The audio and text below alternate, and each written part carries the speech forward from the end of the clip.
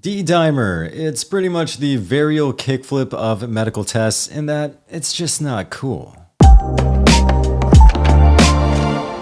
Okay, I think that reference applies to very few people because it pretty much only applies to skateboarders who also work in an emergency department. But let me explain what I mean. So D-dimer is a very commonly ordered blood test, and it does have a purpose. It's often used to try to rule out blood clots. So if you get a big blood clot in the leg, in a vein in the leg, we call this a deep venous thrombosis, or a blood clot in the lung, pulmonary embolism, these can be very dangerous. They can even cause cardiac arrest. You can die from them. So needless to say, this is not a diagnosis that emergency room doctors want to miss. And so what a test that's sometimes ordered is the D-dimer. And so what this looks, it looks for evidence that your body is breaking down blood clots.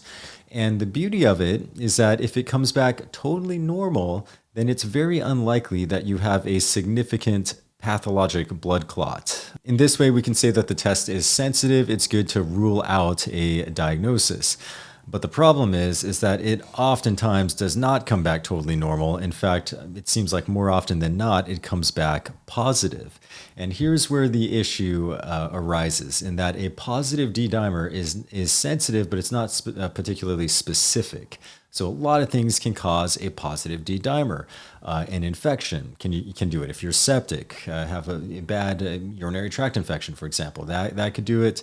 Malignancy can also do it. Trauma, a lot of different things can cause a positive D-dimer. And so if you have one that comes back elevated, you have not cinched the diagnosis of a blood clot. You still want to order other tests like a ultrasound of the legs, look for a blood clot in the legs, or a CT scan of the lungs if you're really worried about a clot in the lungs. For all these reasons, I can remember back when I was in medical school, it seemed like anytime I would suggest ordering a D-dimer, the medical team would sort of roll their eyes like it wasn't a good idea.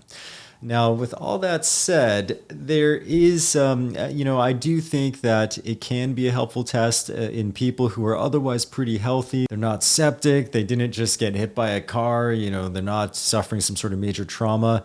And if you have a pretty low suspicion for a blood clot anyway, let's say maybe just the leg, one leg looks like a tiny little bit bigger than the other, you just want to rule it out, there a D-dimer test can be very helpful because it will, if it's negative, it can spare you having to order other tests like the ultrasound or even more so the CT scan, because the CT scan is the big one because that one, not only is it a lot of radiation, but it also needs contrast because it's CT pulmonary angiography.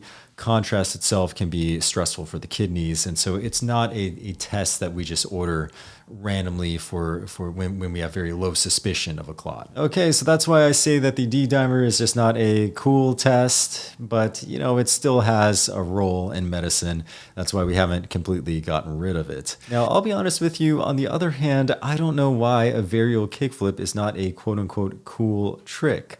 But it's not. Anybody who does street skateboarding will tell you it's just not a popular trick. I think part of it might be because it's a little bit easier. It's sort of like, it's like a 360 flip, but sort of only halfway.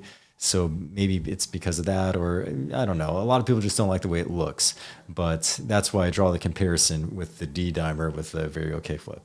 All right, so this is kind of a weird video. If you watched this far, thank you. And if you like medical content like this, feel free to hit the subscribe button there or check out another video right here. And I will catch you guys later.